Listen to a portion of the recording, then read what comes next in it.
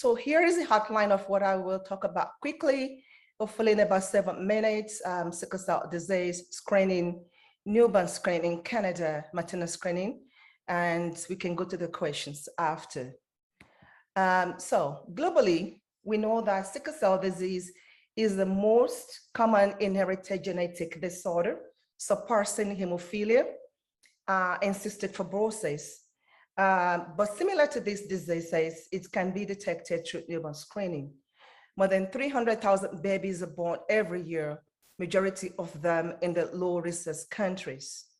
And I believe in 2008, United Nations, World Health Organization, African Union, they recognize that sickle cell disease is a global health issue, and such declared June 19 as World Sickle Cell Day to reflect the global impact of this disease.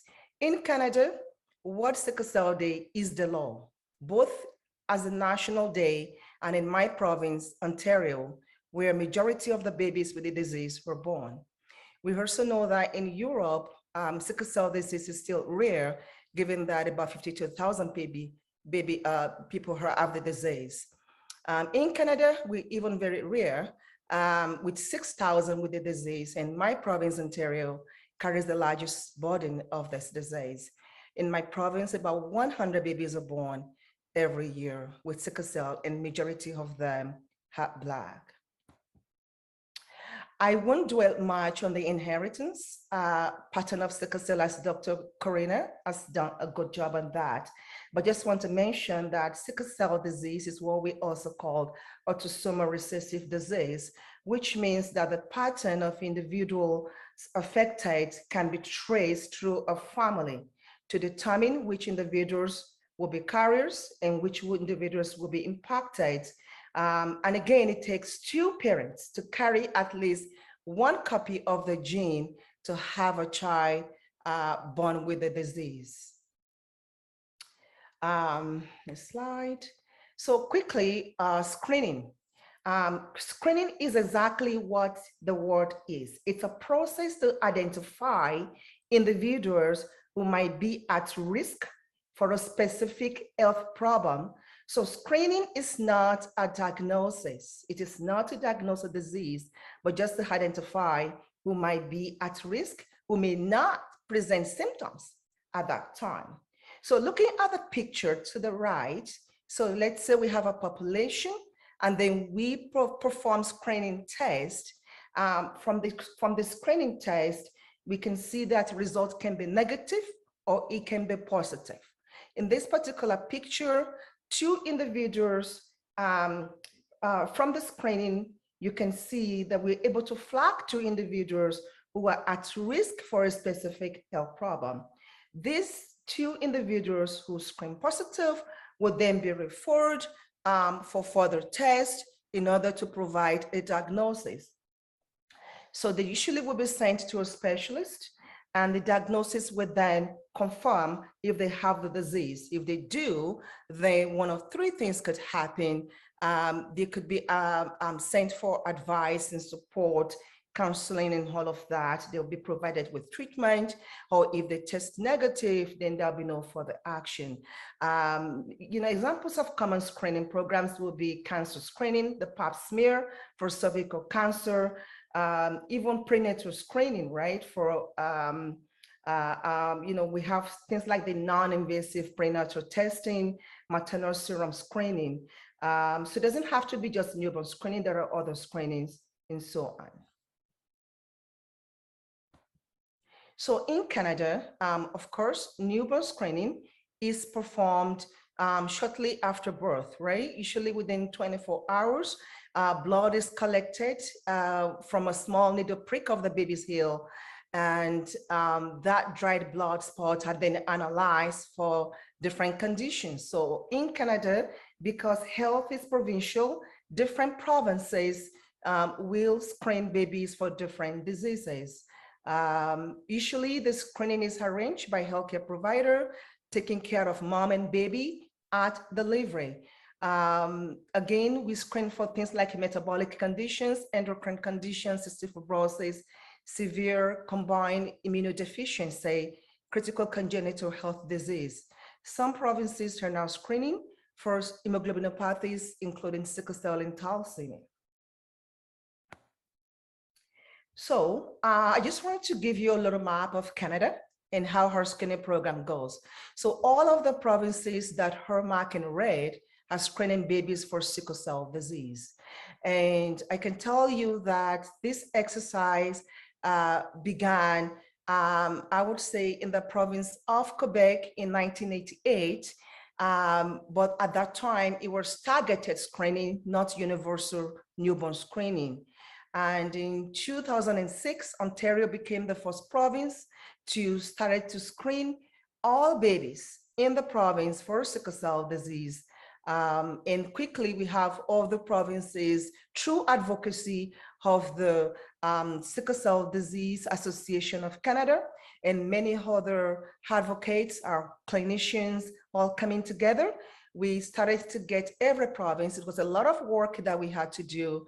And I can tell you it's a lot of traveling that we also have to do across the many provinces, but we were able to get, as of today, 7 out of our 10 provinces and all our 3 territories to start to screen babies for sickle cell disease. We currently have 3 provinces who are still not screening babies, which is Saskatchewan, Manitoba, Newfoundland, and the Labrador. Are the only 3 provinces that are remaining in screening babies for sickle cell disease. Next slide. So why screen babies for sickle cell disease? So in Canada, I can tell you that though the number of affected is low, we take pride that with effective advocacy, we've been able to cover most of the provinces. It was a lot of work. We had to educate the policymaker. And this is why I was very happy that we have Member of Parliament on the call today, because it's a lot of knowledge, education that the policymakers need to have. They also have to have empathy around the disease, which only happen if they know about the disease, in order to help ensure that every province or every state, as I think you guys call it in Europe, are screening babies for sickle cell disease. So why is it important to screen babies for sickle cell disease? Number one, and has been spoken about by some of the previous speakers, we know that sickle cell disease is characterized by lifelong susceptibility to infections and early mortality if undiagnosed. As such, it's essential to screen and diagnose babies as early as possible to be able to start them on things like penicillin prophylaxis, to provide them with folic acid in order to optimize their blood production, as well as to assess them for stroke risk from time to time. And that is so important because when kids start school, and sometimes, you know, they have this risk for stroke that if we do not know that they have sickle cell, they may not even be flagged, you know, as probably, you know, experiencing, you know, stroke. It also helped to determine appropriate care for each individual, ensuring that they receive comprehensive and dedicated care, which really does not only have to deal with the management of sickle cell disease, but also places a great deal of importance in the prevention of complications and the creation of a healthy life outcome. I mean, in a nutshell, early diagnosis, early identification, or newborn screening will lead to access to comprehensive care, which will then reduce morbidity and mortality for sickle cell disease in infancy and childhood. And on that note, I want to also mention that maternal screening in Canada is not performed routinely. And it could happen through prenatal diagnosis, typically done through amniocentesis when a mother is pregnant, or CVS. And so if sickle cell disease has been molecularly confirmed also in a close relative, then genetic testing can then be offered to at-risk families, including the pregnant mother. We also know that screening for sickle cell disease in adults, including moms, is generally done through hematological investigations, which has to be requested in Canada through your family doctor sending a requisition to the lab on your behalf. And that concludes my presentation, and I would be happy to take any questions that people might have at the end. And I also want to mention that you may want to also put questions in the chat box or the Q&A box in advance of the Q&A period. Thank you.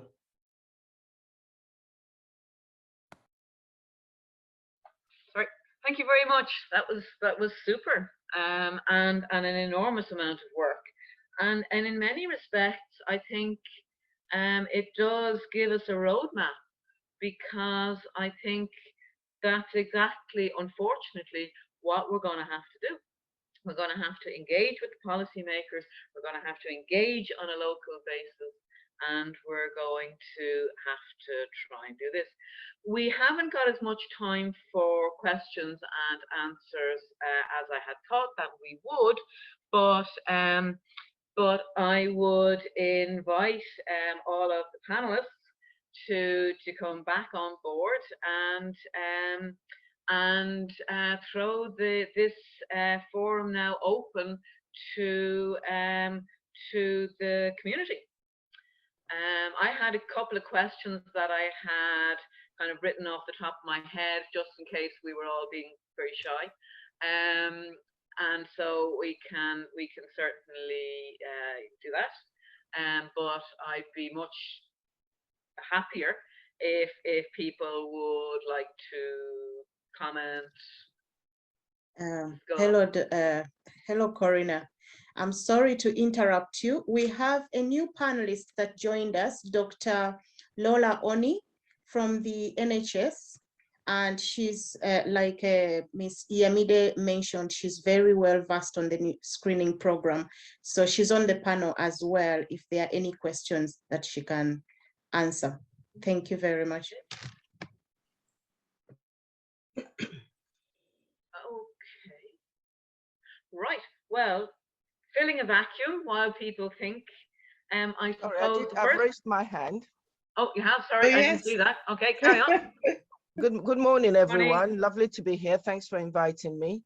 I was just listening to Dr. Tunji's presentation, and I was quite surprised that Canada went down the route of going for the newborn screening before considering the antenatal screening, where most people consider that one of the objectives of newborn screening, of the antenatal screening, is to prevent some of these births from occurring. And I just wanted your take on that, because if you're not doing antenatal screening, evidently you're then not offering prenatal diagnosis, because a lot of them you wouldn't know that they're at risk, and then you're testing the babies afterwards. Thank you very much, Dr. Oni, and you did make a very good observation. So it's not that we don't do antenatal screening at all, just that it's not routine. So some doctors will offer them, and some would not, unfortunately. It's still something that we need to work on. But we have at least managed to ensure that babies born will at least receive adequate care.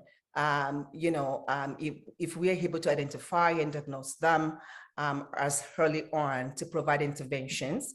But yes, it's something that should be routinely done, but it's a lot of work. As you know, advocacy is not, always an easy cup of tea, but we're definitely on that road. And again, like I mentioned, some doctors don't offer them. It's just that it's not a law or routinely done by every doctor yet.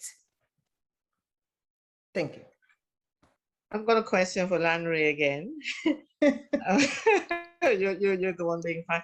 Although, just to comment on what Lola said as well, it's probably also to do with economics and resources, I think. That maybe they don't do antenatal screening in all the areas. But I just wanted to ask what you do. I think you mentioned two you call them provinces?